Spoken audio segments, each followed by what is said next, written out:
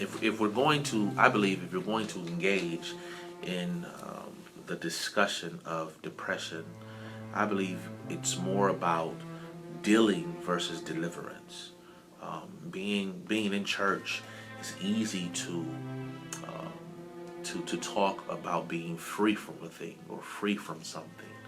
But if you really look at it for what it's worth, depression is similar to anger.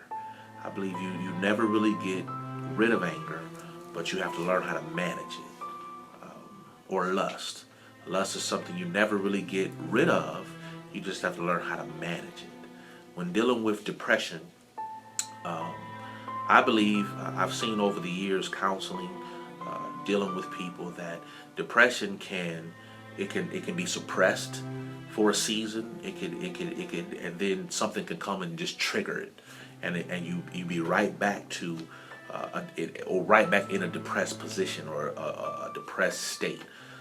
I believe that you just have to learn how to deal with it. I believe you have to learn how to manage it. If I was to give this some corny title or something, I would call it depression management, because I believe it's something that is very active in believers and Christians. It's something that's very relevant. It's something that is an issue that people honestly deal with. And at the end of the day, I've watched people praise God and do all the things that they do and then turn right back around and be depressed. I've watched people be up one minute and totally down the next with depression. It's certain things that happen that trigger depression. Words can trigger depression. Someone can just say one thing to you and it triggers depression. I remember one time someone had asked me for some potato chips, and they had ate all my potato chips, and I said, wow, man. I said, you just ate all my potato chips. You just greedy. I said, that's why you're gaining all that weight, because you're just greedy. And then I looked up and that person was just crying. And come to find out, the words I said, you being greedy, had triggered depression. They had already been battling with their weight. They had been battling with the way they were eating. And then I said, you're being greedy. And just those words alone triggered that depression to come right back. So I believe when it comes down to being a believer, you trust God and you believe God that He can free you from anything. But what we want to talk about is dealing with depression. I think it's real. I think it's in the church. I think it's important for us to discuss it. So the question is, in regards to depression, are you delivered or are you dealing? Let's talk about it. A lot of times people think they're crying because of the victory of it, Right. Mm-hmm. when they're actually crying because they're still depressed about it. Right. You know, you could actually be walking in victory and still be dealing with depression. Right. Right. And I think that's where everybody misses it. I think it's something that you have to learn how to manage. Right. You have to learn how to take control of it. You have to learn how to walk in dealing with it the right way. And in that particular case, I think dealing becomes deliverance. Yeah. Oh, Knowing how to That's good. I like that. knowing how to manage it. Dealing becomes No, I just think for me, even like I said, I didn't realize that I had even had that, and I might have suffered with it as a child, but didn't know what it was. A year and a half after my dad passed, and somebody had said you should go speak to a counselor because I was having ups and downs. And when they said, they give you this exam and you got to, fill out all this stuff or whatever, and they said you have depression, I was like, no, I don't. Because in my mind, depression was I have to be on medication, I can't get out of bed, Right. I can't function, and so to me, I just never acknowledged even how the depression affects me because I didn't have an understanding of the different levels of it or what it looked like. You know what I mean? Right. Wow. That's interesting. It's real though. I think this is something that everybody can take part in. I mean, let's talk about it. Log on to the blog. Let's talk about it. Let's talk about depression. Let's talk about it. Let's talk about what are you dealing? How are you dealing with depression? Are you delivered from it, or are you dealing, or is dealing being delivered? Yeah. Let's kind of talk about it. That's what the purpose of this blog is. We're taking a chance. We're taking the time to vent and just tell you how people deal with depression. Let's talk about it.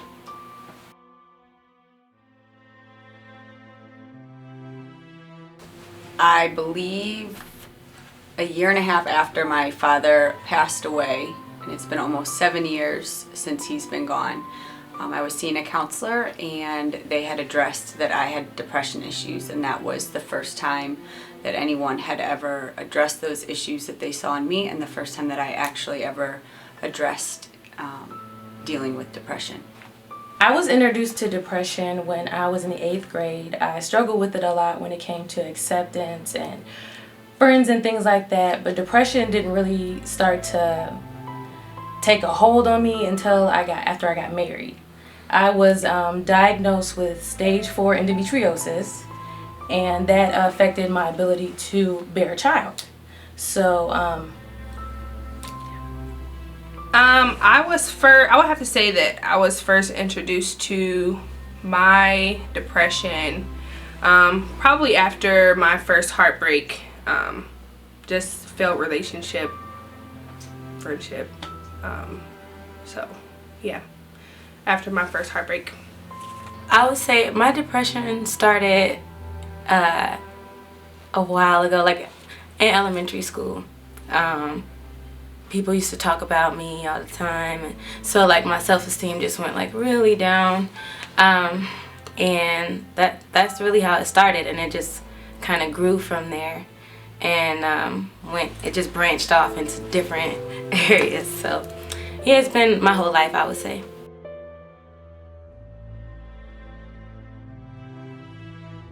Some of the triggers for me are sometimes when financially things aren't going right. It can trigger me into depression if I feel alone or like I don't fit in, like acceptance. That can trigger depression. Even if, body issues, so if my weight fluctuates or I don't feel like I'm fitting a specific mold that I should see myself, it can also trigger depression. Some triggers for me can be mostly words or like things that women would say. Sometimes women can say some of the things that could just cut the deepest. For instance, I had a woman come up to me in church and say, "Girl, you've been married for 2.5 years. Why haven't you and your husband got pregnant yet? You need a manual on how to get pregnant?" Not knowing the situation that I was battling with inside. So mostly words. There's a lot of things that trigger my depression.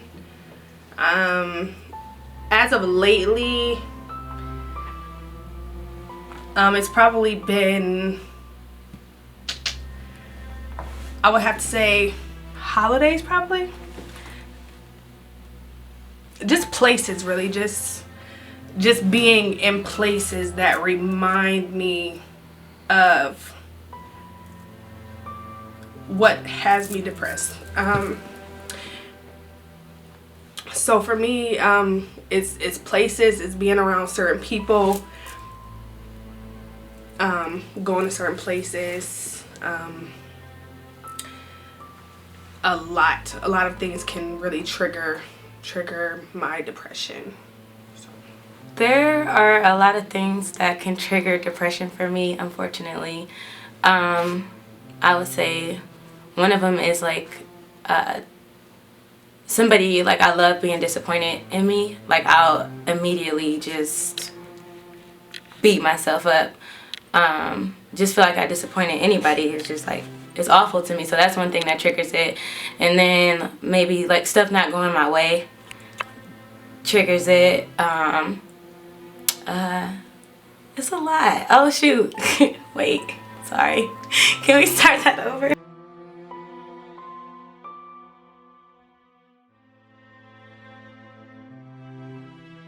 Some of the behaviors that follow my depression, I'll cry, I will indulge or overeat, I will think the worst of myself, or just hit like a really low and have mind battles of that are actually terrible about myself. Sometimes it would even spring suicidal thoughts. Some of my depression behaviors would be I can eat. I'm definitely an emotional eater. I push people away. I'll get really paranoid and just find reasons to argue with people. I try to keep myself as distracted as possible. And isolation is a big behavior. My behaviors, I kind of shut out like everybody.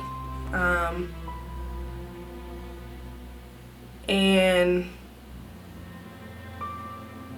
yeah, I become very closed off. I don't really want to like hang out with anyone or go anywhere or do anything. Even just everyday things, like things that you would think is like so simple or just so just easy everyday things in life. Just getting up, getting dressed, getting in the shower, just all types of things. It becomes hard to do. So for me, my behavior when I am dealing with my depression is I'm just very closed off, and just the simplest things in life just become just very hard to do. It just becomes very hard to do. So yeah, and I just sleep a lot. I sleep, but not really sleep. I like just lay there. When I'm depressed, I cry a lot. And I kind of become an introvert. Like, I just don't want to really be around anybody. Or sometimes even I do want to be around people, and then I'm just sad all the time, and then it makes me even more depressed because the people around me are not sad.